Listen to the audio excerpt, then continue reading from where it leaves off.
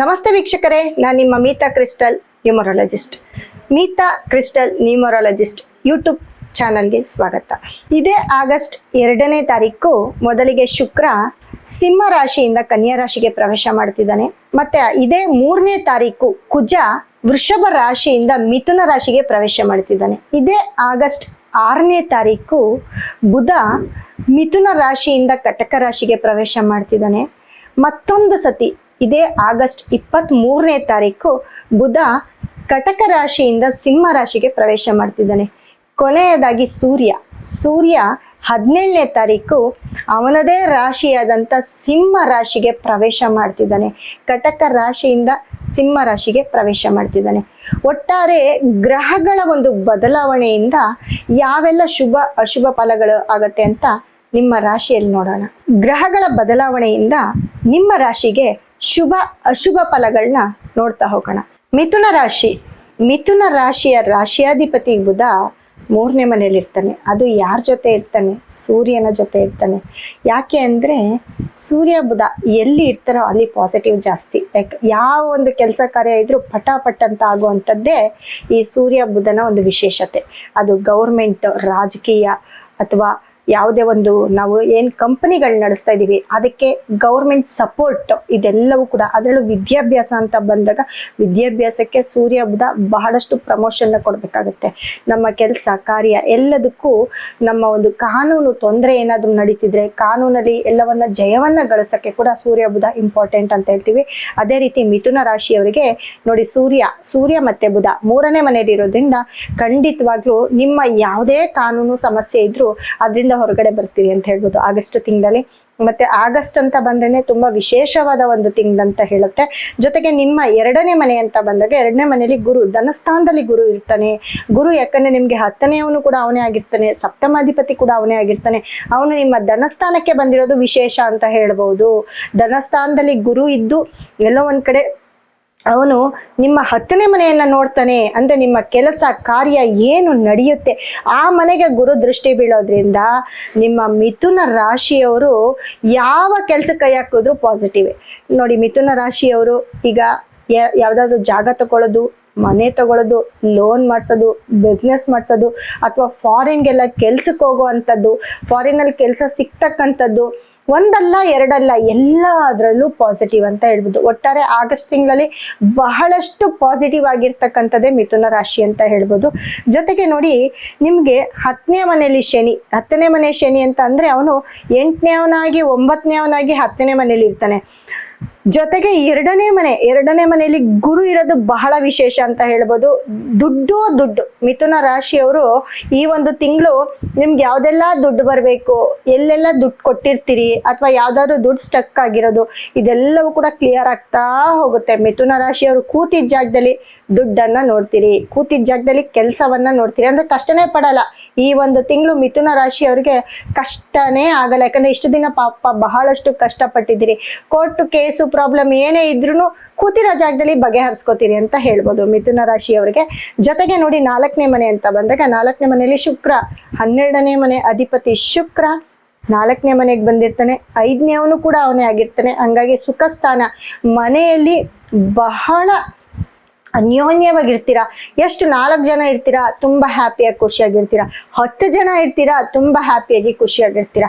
ಯಾಕೆ ಅಂತಂದ್ರೆ ಶುಕ್ರ 4ನೇ ಸ್ಥಾನ, ಸುಖ ಸ್ಥಾನದಲ್ಲಿ ಶುಕ್ರ ಇರ್ತಾನೆ. ಜೊತೆಗೆ ಅದು ಬುಧನ ಒಂದು ಮನೆ ಆಗಿರೋದ್ರಿಂದ ಶುಕ್ರನಿಗೆ ಅವನು ಧನಸ್ಥಾನಾಧಿಪತಿ, 2ನೇ ಮನೆಯವನು. ಹಾಗಾಗಿ ಎಲ್ಲ ಕೆಲಸ ಕಾರ್ಯಗಳು ಮನೇಲೇ ಕುತ್ಕೊಂಡು ಮಾಡ್ತೀರಾ. ಅಷ್ಟು ಪಾಸಿಟಿವಿಟಿ ಇರುತ್ತೆ. ನಿಮ್ಮ ಮನೆ ನಿಮಗೆ ಮಂತ್ರಾಲಯ. ಈ ಒಂದು ಆಗಸ್ಟ್ ತಿಂಗಳಲ್ಲಿ ಮಿಥುನ ರಾಶಿಯವರು ಬಿಟ್ಟು ಬಿಡ್ದಂಗೆ ಮನೇಲೆ ಕುತ್ಕೊಂಡು ಬಿಸ್ನೆಸ್ ಬಗ್ಗೆ ಮಾತಾಡಿ. ಫೋನಲ್ಲಿ ಮನೇಲೆ ಕುತ್ಕೊಂಡು ಏನ್ ಕೆಲಸ ಬೇಕು ಅದನ್ನ ಪಾಸಿಟಿವ್ ಮಾಡ್ಕೊಳ್ತಾ ಹೋಗಿ.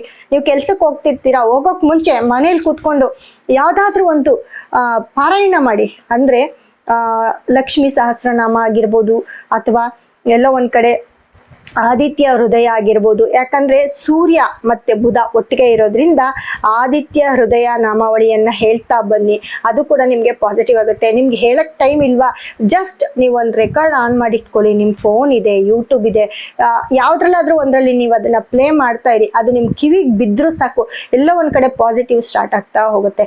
ಜೊತೆಗೆ ಮಿಥುನ ರಾಶಿಯವರಿಗೆ ನೋಡಿ 5ನೇ ಮನೆ ಅಂತ ಬಂದಾಗ 5ನೇ ಮನೆ ಅಧಿಪತಿ ಶುಕ್ರ 4ನೇ ಮನೇಲಿ ಇರೋದ್ರಿಂದ ಯಾರೆಲ್ಲ ಮನೇಲಿ ಶುಭ ಕಾರ್ಯ ಮಾಡಬೇಕು ಅನ್ಕೋತಿದ್ದೀರೋ, ಯಾರೆಲ್ಲ ಮದುವೆ ಆಗ್ಬೇಕು ಅಂತಿದ್ದೀರೋ, ನಿಮಗೆ ಗೊತ್ತಿಲ್ದಿರಾನೆ ಮದುವೆ ಫಿಕ್ಸ್ ಆಗಿರುತ್ತೆ. ಎಲ್ಲೋ ಒಂದ್ ಕಡೆ ಶುಭ ಕಾರ್ಯ ಮಾಡೋದಕ್ಕೆ ಈ ಮಂತ್ ಪೂರ್ತಿ, ಆಗಸ್ಟ್ ತಿಂಗಳಲ್ಲಿ ಪೂರ್ತಿ ಒಳ್ಳೆ ಶುಭ ಸುದ್ದಿಗಳು, ಶುಭ ಕಾರ್ಯಗಳು ಮನೇಲಿ ಆಗ್ತಕ್ಕಂಥದ್ದು, ನಿಮ್ಮ ಮಕ್ಕಳಿಗೆ ಒಳ್ಳೆ ಕಡೆ ಎಜುಕೇಶನ್ ಸಿಗ್ತಕ್ಕಂಥದ್ದು, ಅಥವಾ ಮಕ್ಕಳಿಗೆ ಮದುವೆ ಆಗ್ತಕ್ಕಂಥದ್ದು, ಮಕ್ಕಳು ಆಗೋ ಅಂಥದ್ದು, ಇದೆಲ್ಲವೂ ಕೂಡ ಆಗ್ತಾ ಇರುತ್ತೆ ಮಿಥುನ ರಾಶಿಯವ್ರಿಗೆ. ಜೊತೆಗೆ ಸಪ್ತಮ ಅಂತ ಬಂದಾಗ ಸಪ್ತಮಾಧಿಪತಿ ಗುರು 2ನೇ ಮನೇಲಿ ಇರೋದು ಬಹಳಷ್ಟು ಪಾಸಿಟಿವ್. 10ನೇ ಅವನು 7ನೇ ಅವನು ಅವನೇ ಆಗಿರ್ತಾನೆ. ಕೆಲಸ ಕಾರ್ಯದಲ್ಲಂತೂ ಸಿಕ್ಕಾಪಟ್ಟೆ ಪಾಸಿಟಿವ್ ಆಗಿರ್ತೀರಿ. ಎಲ್ಲೋ ಒಂದ್ ಕಡೆ ಅದೃಷ್ಟ ಜಾಸ್ತಿ ಆಗ್ತಾ ಹೋಗುತ್ತೆ ಮಿಥುನ ರಾಶಿಯವ್ರಿಗೆ. ಈ 1 ತಿಂಗಳು ಬಿಟ್ಟು ಬಿಡ್ದಂಗೆ ನಿಮ್ಮ ಕೆಲಸ ಕಾರ್ಯದ ಬಗ್ಗೆ ಗಮನ ಹರಿಸಿ, ಖಂಡಿತ ಎಲ್ಲಾ ಕೆಲಸ ನಿಂತೋಗಿರೋ ಕೆಲಸಗಳೆಲ್ಲ ಆಗ್ತಾ ಬರ್ತವೆ. ಜೊತೆಗೆ ರಾಹು ಬಂದು ನಿಮ್ಗೆ 9ನೇ ಮನೇಲಿ ಇರ್ತಾನೆ. ರಾಹು 9ನೇ ಮನೇಲಿ ಇರೋದ್ರಿಂದ ಎಲ್ಲ ನಿಮ್ಮ ಯಾರು ಪೂರ್ವಜರು ಇರ್ತಾರೆ ಅಥವಾ ಅವ್ರನ್ನ ಯಾರನ್ನಾದ್ರೂ ಮರ್ತಿದ್ರು ಕೂಡ ಎಲ್ಲೋ ಒಂದ್ ಕಡೆ ನಿಮ್ಮ ತಾಯಿ, ನಿಮ್ಮ ತಂದೆ, ನಿಮ್ಮ ಅತ್ತೆ, ನಿಮ್ಮ ಮಾವ ಯಾರಿಗಾದ್ರೂ ಒಬ್ರಿಗೆ ಫೋನ್ ಮಾಡಿ ಅವರ ಆರೋಗ್ಯವನ್ನ ವಿಚಾರಿಸ್ತಾ ಹೋಗಿ, ಅಥವಾ ಅವ್ರ ಕಡೆಯಿಂದ ಏನಾದ್ರೂ ಕೆಲಸ ಆಗ್ಬೇಕು ಅಂದ್ರೆ ಅವ್ರನ್ನ ಕೇಳಿ ಗೈಡೆನ್ಸ್ ತಗೊಳ್ಳಿ, ಅದು ಕೂಡ ನಿಮ್ಗೆ ಬೆನಿಫಿಟ್ ಆಗ್ತಾ ಹೋಗುತ್ತೆ. ಮತ್ತೆ ಯಾರ ಹತ್ರ ಆದ್ರೂ ಕೋಪ ಮಾಡ್ಕೊಂಡಿದ್ರೆ, ಹಿರಿಯರ ಹತ್ರ ಆಗಿರ್ಬೋದು ಅಥವಾ ನಮ್ಮ ಸಂಬಂಧದಲ್ಲಾಗಿರ್ಬೋದು, ನಮಗ್ ತುಂಬಾ ಬೇಕಾಗಿರೋರ ಹತ್ರ ಕೋಪ ಮಾಡ್ಕೊಂಡಿದ್ರೆ ಈ 1 ತಿಂಗಳಲ್ಲಿ ಅದು ಕೂಡ ಎಲ್ಲೋ ಒಂದ್ ಕಡೆ ಪಾಸಿಟಿವ್ ಆಗ್ತಾ ಹೋಗುತ್ತೆ. ಅವ್ರ ಜೊತೆ ಒನ್ಸ್ ನೀವು ಮಾತಾಡಿದ್ರೆ ನಿಮ್ಮ ಯಾವುದೇ ಕೋಪ ತಾಪಗಳಿದ್ರು ಎಲ್ಲರೂ ಮರ್ತು ಹೋಗಿ ತುಂಬಾ ಅನ್ಯೋನ್ಯವಾಗಿರುವಂತ ಒಂದು ತಿಂಗಳು ಈ ಆಗಸ್ಟ್ ತಿಂಗಳಾಗಿರುತ್ತೆ. ಹಾಗಾಗಿ ಯಾಕಂದ್ರೆ ಈ ಆಗಸ್ಟ್ ತಿಂಗಳಲ್ಲಿ ಮಿಥುನ ರಾಶಿಯವ್ರಿಗೆ ಶತ್ರುಗಳೇ ಇರಲ್ಲ, ಎಲ್ಲರೂ ಮಿತ್ರರಾಗ್ತಾರೆ. ಯಾಕೆಂದ್ರೆ ಗ್ರಹಗತಿಗಳು ಅಷ್ಟೊಂದು ಚೆನ್ನಾಗಿದೆ ನಿಮ್ಗೆ. ಹಾಗಾಗಿ ಆರೋಗ್ಯ ಅಂತ ಬಂದಾಗ ಸ್ವಲ್ಪ ಕಾಲ್ ನೋವು ಇರ್ಬೋದು ನಿಮ್ಗೆ.